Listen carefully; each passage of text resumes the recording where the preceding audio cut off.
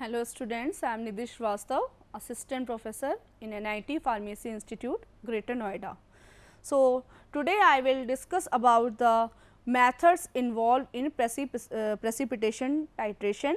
I have already discussed about the what is precipitation titration and the types of the precipitation titration. So, in there we will discuss about what methods used in precipitation titration, which types of method used in precipitation titration and the different types of indicator which is used in the precipitation titration in the different methods. So, firstly short introduction we have to discuss for the precipitation titration, formation of the precipitate at the end point.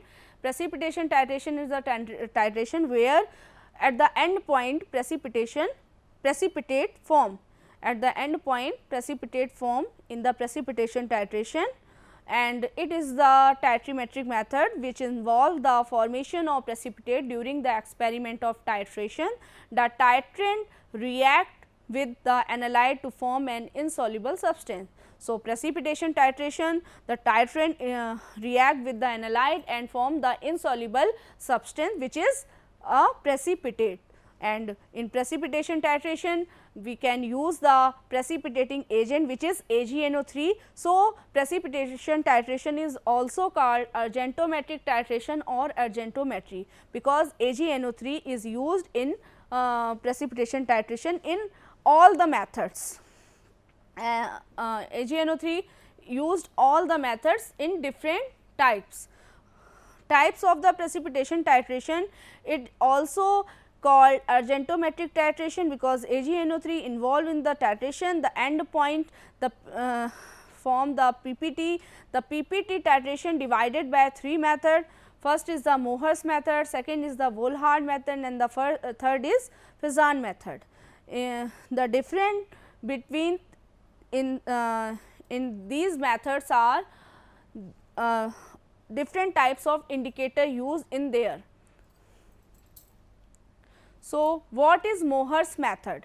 Mohr's method of determination of chloride or halides by the titration with silver nitrate means AgNO3 is one of the oldest titration method still in use. It was researched and published by Carl Friedrich Mohr in 1856. Mohr's method बहुत ही old method है और अभी तक use हो रहा है, और इसको मोहर्स नाम के एक साइंटिस्ट ने ही डिस्कवर किया था, पब्लिश किया था। और यहाँ पर हैलाइड का टाइट्रेशन देखने को मिलता है। हैलाइड्स में हम क्लोराइड और ब्रोमाइड का दोनों का ही डिटर्मिनेशन कर सकते हैं, क्लोराइड आयन का भी कर सकते हैं, ब्रोमाइड का भी करते हैं, आयोडाइड का नहीं करते हैं, ये भी हम आगे लिमिटेशंस में बताएंगे। तो क्लोराइड या ब्रोमाइड का डिटर्मिनेशन जो होता है, तो क्लोराइड और ब्रोमाइड एज अ एनालाइट की तरह यूज़ होते हैं और इनको टाइट्रेट किया जाता है AgNO3 के सॉल्यूशंस के थ्रू। ठीक है, अब इसमें इंडिकेटर भी जो यूज़ होता है वो डिफरेंट टाइप का होता है। The idea behind is very simple, chlorides are titrated with the silver nitrate. The Mohr's method involve the use of a silver nitrate solution as the titrant of the determination of chloride and bromides in the presence of potassium chromate indicator. So, we can see the potassium chromate used as an indicator, or basically chromate ion used as an indicator in Mohr's method. When a chloride containing solution react with the standard solution of silver nitrate result in the formation of silver chloride and the solution in the presence of chromate ion. तो क्या होता है, सबसे पहले Mohr's method में जो भी हम क्लोराइड लेते हैं, जैसे कि हमने यहाँ पे सोडियम क्लोराइड लिया है, सोडियम क्लोराइड की रिएक्शन होगी AgNO3 के साथ और AgCl के PPT का फॉर्मेशन होगा। देन हम उसमें इंडिकेटर इंड्यूस कराएंगे। यहाँ जो इंडिकेटर यूज़ हो रहा है वो एक्सटर्नल इंडिकेटर है, क्योंकि एक्सटर्नल इंडिकेटर होता है जिसमें पहले हम थोड़ा टाइट्रेंट और टाइट्रेंट की रिएक्शन कराने के बाद देन हम उसको इनडायरेक्टली इंडिकेटर को यूज़ करते हैं। जैसे ही इंडिकेटर को इंड्यूस कराएंगे तो फिर फर्दर क्रोमेट आयन जो होंगे वो इंडिकेटर का वर्क करेंगे और Ag सिल्वर क्रोमेट के पीपीटी का फॉर्मेशन करेंगे एट द एंड पॉइंट पे। तो वो अभी हम प्रोसीजर में सारा देखेंगे। These are the reaction involved in the titration of Mohr's method. Firstly, we have to take burette and conical flask, जो कि हम हमेशा टाइट्रेशन मेथड में लेते हैं। ब्यूरेट में आपका रहेगा AgNO3 और कॉनिकल फ्लास्क में रहेगा NaCl। ओके, तो फर्स्टली रिएक्शन होगी AgNO3 react with NaCl and form the PPT of white color AgCl and also sodium nitrate. Then this PPT dissociate in Ag plus and Cl minus. AgCl, Ag plus and Cl minus कब dissociate होगा? जब इसमें हम potassium chromate K2CrO4 को induce कराएंगे, indicator उसको as a indicator induce कराएंगे तो ये डिसोसिएट हो जाएगा Ag प्लस Cl माइनस में। देन ये जो Ag है, ये जो क्रोमेट आयन होंगे, क्रोमेट आयन के साथ Ag2CrO4 का रेडिश ब्राउन कलर के PPT फॉर्म करेंगे। तो this is the reaction, overall reaction of the Mohr's method. Firstly, AgNO3 react with the NaCl and form the precipitate of AgCl which is in white color, and then indicator induce potassium chromate, then AgCl dissociate Ag plus Cl minus, then and indicator also dissociate potassium and chromate ion. Then chromate ion, because chromate ion has a negative charge, so it react with the Ag plus silver ion and form the Ag2CrO4 and reddish brown color.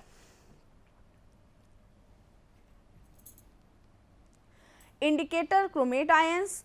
The Mohr's method used chromate ion as the indicator for the argentometric determination of bromide, chloride and cyanide ions. Cyanide ion बहुत rare use होता है, mainly हम chloride या bromide ही use करते हैं, iodide नहीं use करते हैं, क्योंकि आयोडाइड का जो कलर होता है वो सिल्वर आयोडाइड के साथ मिलके ब्रिक रेड कलर देता है और ब्रिक रेड कलर के ही पीपीटी एंड पॉइंट पे फॉर्म होते हैं, जिसकी वजह से जो एंड पॉइंट का डिटर्मिनेशन होता है उसको करना थोड़ा टफ हो जाता है। तो ये है पूरा Ag reaction of the Mohr's method. Now the end point of the titration occurs when all the chloride ions are precipitated, then additional silver ions react with the chromate ions of the indicator potassium chromate to form a reddish brown, red brown precipitate of silver chromate. तो Mohr's method में जो and point आ रहा है वो silver chromate की वजह से आ रहा है, क्योंकि सिल्वर क्रोमेट जो है वो लास्ट में फॉर्म हो रहा है एज अ पीपीटी के फॉर्म में और उसी की रेडिश ब्राउन कलर के पीपीटी कलर शो कर रहा है। This method determine the chloride ion concentration of solution by the titration with silver nitrate. As the silver nitrate solution is slowly added, a precipitate of silver chloride forms. तो ये reaction इस तरह से करनी है, हमें धीरे धीरे सिल्वर नाइट्रेट को ऐड करना है सोडियम क्लोराइड में और लास्ट में AgCl फॉर्म हो जाएगा। The end point of the titration occurs when all the chloride ions are precipitated, the additional silver ions react with the chromate ions of the indicator potassium chromate to form a reddish brown, red brown PPT of silver chromate. तो last में ये reaction हो जाएगी और silver chromate के PPT का formation होगा। Sample preparation कैसे करेंगे? क्योंकि हमें रिएक्शन तो हमें पता चल गई कि हम सिल्वर पहले सोडियम क्लोराइड की रिएक्शन AgNO3 से कराएंगे, देन AgCl के PPT फॉर्म होंगे, फिर उसमें इंडिकेटर इंड्यूस करेंगे, इंडिकेटर में जो क्रोमेट आयन है वो सिल्वर के साथ रिएक्ट करके सिल्वर क्रोमेट दे देगा और एंड पॉइंट डिटेक्ट हो जाएगा। लेकिन हमें सैंपल कैसे प्रिपेयर करना है, क्योंकि हमें जो भी हम यहाँ पे सॉल्यूशन यूज़ कर रहे हैं टाइट्रेंट या एनालाइट, उनको हमें कितनी क्वांटिटी में बनाना है। तो सैंपल प्रिपरेशन देखने के लिए टाइट्रेशन का फर्स्ट पॉइंट देखेंगे, dilute sample by pipetting 20 ml sample into 100 ml of volumetric flask and making it up to the mark with distilled water. Pipette at 10 ml aliquot of diluted sample into a conical flask and add about 50 ml distilled water and add 1 ml of chromate indicator। ये हम chromate indicator जो है पहले थोड़ा सा जब हम titration start करेंगे, जब हमारा टाइट्रेंट और एनालाइट दोनों थोड़ा सा उसमें से ऐड करा देंगे, देन हम इंडिकेटर को इंड्यूस करेंगे। Titrate the sample with 0.1 molar silver nitrate solution, although the silver chloride that forms is a white precipitate. The chromate indicator initially gives the cloudy solution a faint lemon yellow color। फिर ये इस तरह से फिर हम एक बार reaction देख लेते हैं। At the end point the first excess of Ag, जो एक्सेस में Ag है वो रिएक्ट करेगा with the indicator, red silver chromate form करेगा as a second PPT after precipitation of all chloride silver chloride. The Mohr's method must be performed at a pH about 8। This method is useful for determining chloride in neutral और unbuffer solution such as drinking water. pH about 8, जो भी हमें pH रखना है about 8 तक, वो भी कितना 7 से 8, क्योंकि बेसिकली जो मोहर्स मेथड होता है वो हम न्यूट्रल सॉल्यूशन में ही करते हैं। न्यूट्रल से थोड़ा सा एल्कलाइन कर सकते हैं, लेकिन हमें ये ध्यान रखना होता है कि बहुत ज़्यादा एल्कलाइन भी ना हो और एसिडिक भी ना हो, क्योंकि दोनों कंडीशन में मोहर्स मेथड जो है वो उसकी लिमिटेशन हो जाती है, चेंज हो जाता है वो। इसलिए हमें pH का मतलब बहुत अच्छे से ध्यान रखना है और हो सके तो pH को न्यूट्रल ही रखना है अबाउट 8 तक। Limitation, the solution needs to be near neutral because silver hydroxide forms at high pH while the chromate forms hydrogen chromate at low pH, reducing the concentration of chromate ion and delaying the formation of the precipitate। क्या होता है, अगर हमने Mohr's method में acidic pH रखा तो acidic pH की वजह से, एसिडिक होने की वजह से जो आपके क्लोराइड आयन है वो एसिड मतलब बेस के साथ रिएक्ट करके न्यूट्रल रिएक्शन शो कर देंगे, मतलब न्यूट्रलाइजेशन रिएक्शन आ जाएगी, वहाँ प्रेसिपिटेशन होगा ही नहीं। और अगर हमने बेसिक कंडीशन रखी एल्कलाइन pH रखा है तो उस कंडीशन में क्या होगा, हाइड्रोक्साइड आयन फॉर्म हो जाएंगे और हाइड्रोक्साइड आयन फॉर्म होने की वजह से जो लास्ट में Ag2CrO4 की जगह H2CrO4 फॉर्म हो जाएगा और फिर फर्दर वही न्यूट्रलाइजेशन रिएक्शन हो जाएगी। तो इसलिए हमें pH का ध्यान रखना है। डिसएडवांटेज क्या है, Mohr's method is suitable only for the titration of chloride and bromide and cyanide ion. Errors can be introduced due to the need of excess titrant before the end point colour is visible. तो Mohr's method जो है केवल chloride, bromide और cyanide ion के लिए, cyanide भी कम ही हम use करते हैं, बेसिकली हम क्लोराइड ही यूज़ करते हैं। हाँ, क्लोराइड की जगह हम ब्रोमाइड भी ले सकते हैं, NaCl की जगह NaBr भी ले लेंगे तो same as it is reaction होगी, बस AgCl की जगह AgBr के PPT का फॉर्मेशन होगा। लेकिन इसमें प्रॉब्लम क्या है, इसमें हम आयोडाइड नहीं ले सकते हैं। क्यों नहीं ले सकते हैं आयोडाइड, क्योंकि आयोडाइड जब सिल्वर के साथ रिएक्ट करेगा और सिल्वर आयोडाइड बनाएगा तो सिल्वर आयोडाइड का खुद का कलर रेडिश ब्राउन होता है और मोहर्स मेथड में जो एंड पॉइंट हमें चाहिए वो रेडिश ब्राउन कलर के PPT फॉर्म होते हैं। तो इस वजह से हमें एंड पॉइंट को डिटरमाइन करना, शार्प एंड पॉइंट को डिटेक्ट करना मुश्किल हो जाएगा और इसकी वजह से हम फिर आयोडाइड नहीं ले सकते हैं। इसलिए हम सिर्फ क्लोराइड या ब्रोमाइड या फिर साइनाइड आयंस के लिए मोहर्स मेथड को यूज़ करते हैं। Now the second method is Volhard method. ये इस मेथड में जो हम इंडिकेटर यूज़ करते हैं वो Fe आयन यूज़ होता है ऐसा indicator. So the Vollard method is an indirect or back titration method in which an excess of a standard solution of silver nitrate is added to a chloride containing sample solution. तो यहाँ भी हम silver nitrate को तो use करेंगे क्योंकि that is a precipitating agent, और इसको ऐड करते हैं क्लोराइड में. क्लोराइड के साथ मतलब क्लोराइड को डिटरमाइन करने के लिए है. The excess silver is then back titrated using a standardized solution of potassium और ammonium thiocyanate with ferric ion as a indicator. Volhard method Mohr's method से थोड़ा सा डिफरेंट है. यहाँ AgNO3 की रिएक्शन जो होती है वो अमोनियम या पोटेशियम थायोसाइनेट के साथ होती है और सिल्वर थायोसाइनेट के PPT फॉर्म होते हैं. देन हम उसमें फेरिक या फेरस जो भी इंडिकेटर यूज़ करते हैं और लास्ट में वो Fe आयन ही जो होते हैं वो एज अ इंडिकेटर का वर्क करते हैं.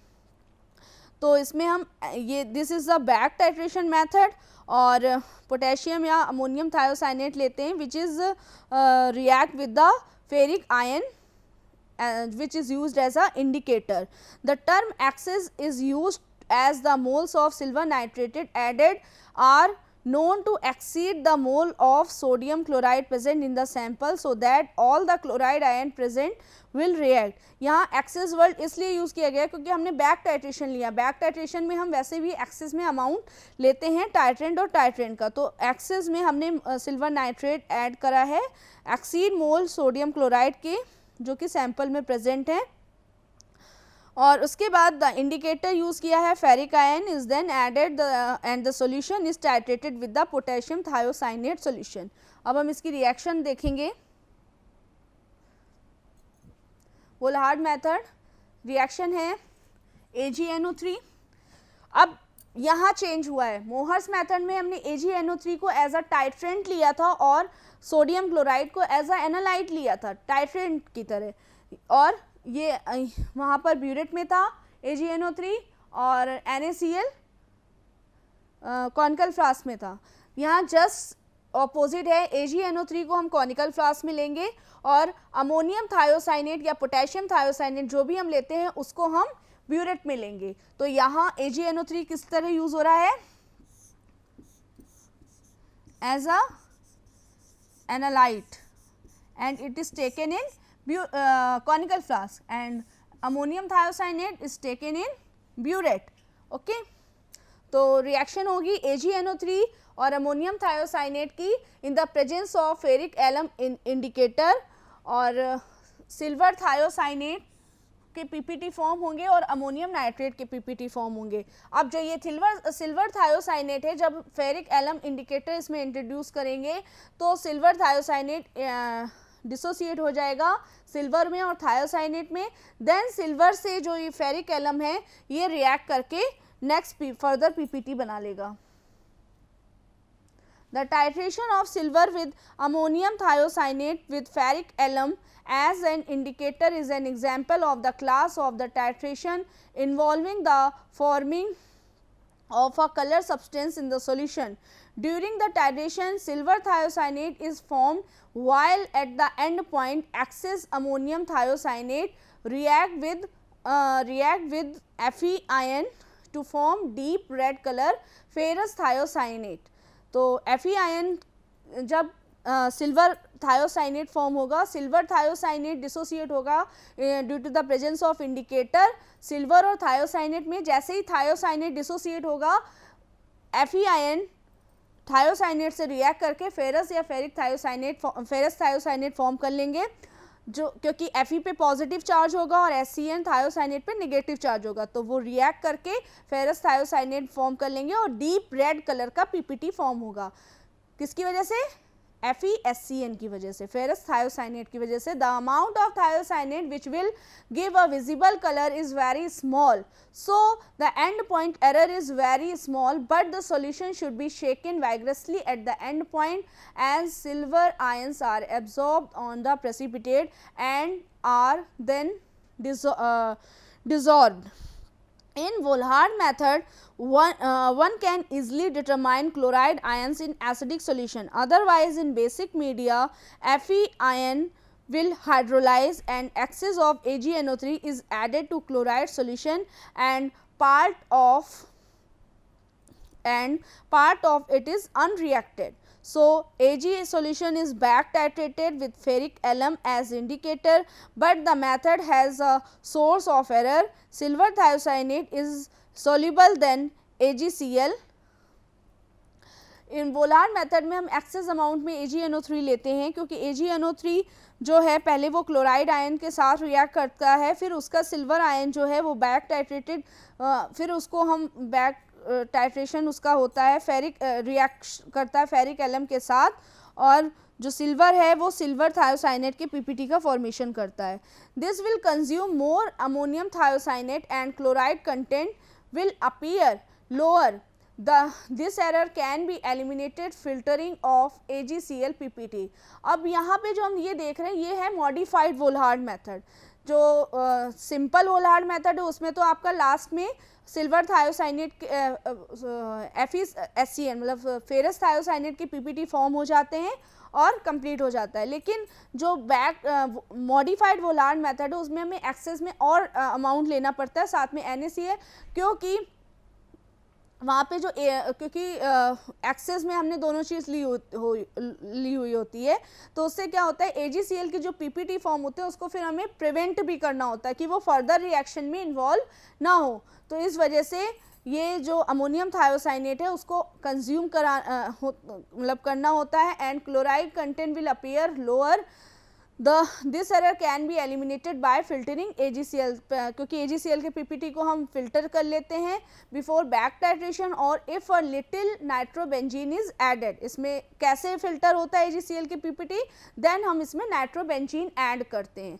इट विल, और साथ ही साथ नाइट्रिक एसिड भी यूज़ होता है. It will adhere to AgCl, ये AgCl को मतलब एक तरह से प्रिवेंट कर देता है and protect it from reaction with thiocyanate, और फर्दर रिएक्शन जो थायोसाइनेट से AgCl की होने वाली होती है उसको प्रिवेंट कर देता है. However nitrobenzene slows down the reaction. This can be avoided if Fe ferric trinitrate and a small measured amount of ammonium thiocyanate are added to the chloride solution at the start with nitric acid, and the mixture titrated with AgNO3 until the red color disappear. Mixture को तब तक titrate करते हैं जो red colour है वो disappear हो जाए. वोलार्ड मेथड कैलकुलेशन वही होगा. In the Vollard method, silver ions are titrated with a standard solution of thiocyanate ion. The Vollard method is an indirect or back titration method in which an excess of a standard solution of silver nitrated is added to a chloride containing sample solution. The excess silver is then back titrated using a standardized solution of potassium or ammonium thiocyanate with ferric ion as an indicator. The amount of silver that is precipitated with chloride in the sample solution is calculated by subtracting the excess silver from the original silver content. Reaction इस तरह से होती हैं. AgCl और AgCN dissociate होता है Ag plus Cn, फिर SCN जो होता है Fe के साथ रिएक्ट करके FeSCN फॉर्म कर लेता है. तो this is the reversible reaction and used in the Vollard method. The last method is Fezzan method. Fezzan method is given by the K. Fezzan, and it is also called the absorption indicator method. Why? Because in their absorption indicator we can use. In this Fezzan method, the typically dichlorofluorosin is used as an indicator. The end point is marked by the green suspension turning pink. तो यहाँ पे क्या है, हमने absorption indicator use किया है, इसीलिए Faizan method को एब्जॉर्प्शन इंडिकेटर मेथड भी बोलते हैं. डाइक्लोरोफ्लोरोसिन एज अ इंडिकेटर की तरह यूज़ होता है. एंड पॉइंट पर ग्रीन सस्पेंशन जो फॉर्म होता है वो पिंक कलर में टर्न हो जाता है. तो this is the end point of the Fezzan method. Prior to the end point of the titration, chloride ions remain in excess. They absorb on the AgCl surface, imparting a negative charge to the particles. Past the equivalence point, excess silver ions absorb the AgCl surface, imparting a positive charge.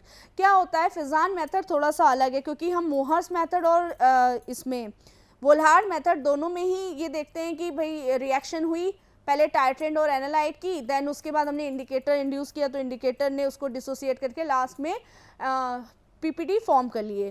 Fajans method थोड़ा सा change है। Fajans method में actually adsorption indicator use हो रहा है। तो adsorption indicator क्या करता है, जो आप का टाइट्रेंट है या जो भी एनालाइट जो भी है उसको एड्जॉर्ब कर लेता है और एड्जॉर्ब करके लेयर का फॉर्मेशन करता है। तो वो दो लेयर चेंज फॉर्म होती है, एक प्राइमरी लेयर होती है, एक सेकेंडरी लेयर होती है। पहली लेयर जो फॉर्म होती है वो क्लोराइड आयन की होती है और उसको उसको होल्ड करे रहता है Na+ आयन, जो कि NaOH से, क्योंकि इसमें रिएक्शन होती है NaCl और NaOH और AgNO3 की, NaCl और AgNO3 की रिएक्शन होती है, जिससे AgCl और NaNO3 फॉर्म हो जाता है। तो Ag की जो लेयर फॉर्म होती है उसको प्रोटेक्ट करता है NaOH। इस तरह से पहले इसमें एक लेयर फॉर्म होती है सिल्वर की,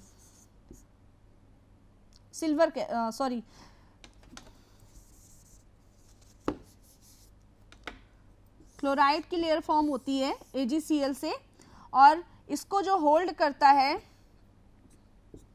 वो होता है Na+।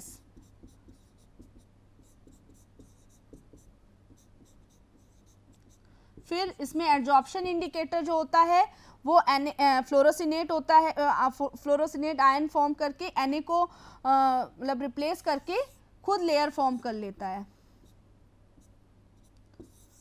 तो यहाँ पे जो सेकेंड लेयर हो जाती है वो फ्लोरोसिनेट लेयर हो जाती है। तो this is the Fajans method. अभी हम आगे इसको देखते हैं। Anionic dyes such as dichlorofluorocene basically is a dye and used as a indicator.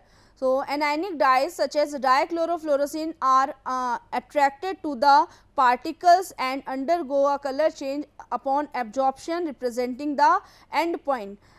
जो फ्लोरोसिनेट होता है उसमें N आयंस प्रेजेंट होते हैं, मतलब नेगेटिव आयंस होते हैं, और वो अट्रैक्ट कर लेता है पार्टिकल्स को और फिर उसको एब्जॉर्ब करता है कलर चेंज करके, साथ ही साथ एंड पॉइंट को रिप्रेजेंट करता है। इसके अलावा eosin टेट्राब्रोमोफ्लोरोसिन is also suitable for the titrating against bromide, iodide and thiocyanate ions, giving a sharper end point than dichlorofluorocene. It is not suitable for titrating against chloride ion, anion, because it binds to AgCl more strongly than chloride. तो क्या होता है इसमें, हम तीन तरह के, एक तो फ्लोरोसिन जो बेसिकली यूज़ हो रहा है वो फ्लोरोसिन यूज़ हो रहा है, उसके अलावा हम टेट्राब्रोमोफ्लोरोसिन भी यूज़ करते हैं और डाइक्लोरोफ्लोरोसिन भी यूज़ करते हैं। जो डाइक्लोरोफ्लोरोसिन से टेट्राब्रोमोफ्लोरोसिन जो होता है वो ज़्यादा स्ट्रॉन्गर होता है, लेकिन वो क्या करता है AgCl के साथ स्ट्रॉन्गली बाइंड होने की वजह से हम यहाँ पे टेट्राब्रोमोफ्लोरोसिन को यूज़ नहीं करते हैं। जो अभी मैंने बताया था वो इस तरह से है, NaCl और Ag रिएक्ट करके Cl और AgCl के PPT बना लेंगे। AgCl का PPT फॉर्म होगा, यहाँ रिएक्शन वही होगी NaCl प्लस AgNO3 की, और ये AgCl के PPT फॉर्म होंगे, और ये पहली लेयर बनेगी क्लोराइड की और ये दूसरी लेयर है। ये तो अभी AgCl और Ag की उस लेयर है, लेकिन इसके अलावा जो मैंने आपको लेयर बताई थी, पहली लेयर आपकी क्लोराइड आयन की होगी और उसको होल्ड करेगा सोडियम आयन जो हमें NaOH से NaCl से फॉर्म होगा, और जो दूसरी लेयर बनेगी जो ये this is the primary layer और this is the secondary layer. अब क्या होगा, जो फ्लोरोसिन होगा वो इसको रिप्लेस कर देगा और यहाँ पे फ्लोरोसिनेट लेयर बना लेगा और इस पे चार्ज होगा, बट Na+ और ये मिला के ये फ्लोरोसिनेट लेयर फॉर्म कर लेंगे। तो ये सेकेंडरी लेयर हो जाएगी और प्राइमरी लेयर क्लोराइड की रहेगी। तो this is all about the methods of the precipitation titration. तो हम देख रहे हैं यहाँ 3 मेथड यूज़ हुए थे। पहला हुआ था मोहर्स मेथड। मोहर्स मेथड में जो एंड पॉइंट आ रहा था रेडिश ब्राउन कलर के पीपीटी आ रहे थे और रिएक्शन हो रही थी AgNO3 NaCl की। इंडिकेटर यूज़ हो रहा था पोटेशियम क्रोमेट, जहाँ chromate ion as a indicator work कर रहे थे। वोल्हार्ड मेथड में रिएक्शन हुई थी AgNO3 और अमोनियम या पोटेशियम थायोसाइनेट की, और इंडिकेटर यूज़ हो रहे थे फेरिक एलम, जिसमें Fe आयन यूज़ हो रहे थे एज ए इंडिकेटर, और रेड कलर के पीपीटी का फॉर्मेशन हो रहा था। फेजान मेथड में आपका पिंक कलर का पीपीटी होगा और यहाँ एड्जॉर्प्शन इंडिकेटर यूज़ हो रहा है फ्लोरोसिन, वो लेयर बना के फॉर्म करके वो पीपीटी को एब्जॉर्ब करके पिंक कलर में चेंज हो जा रहा है। तो यहाँ भी जो रिएक्शन हो रही है वो NaCl और AgNO3 की हो रही है, लेकिन बस लेयर के फॉर्मेशन की वजह से, एड्जॉर्प्शन इंडिकेटर यूज़ होने की वजह से ये मोहर्स मेथड से डिफरेंट है। Thank you.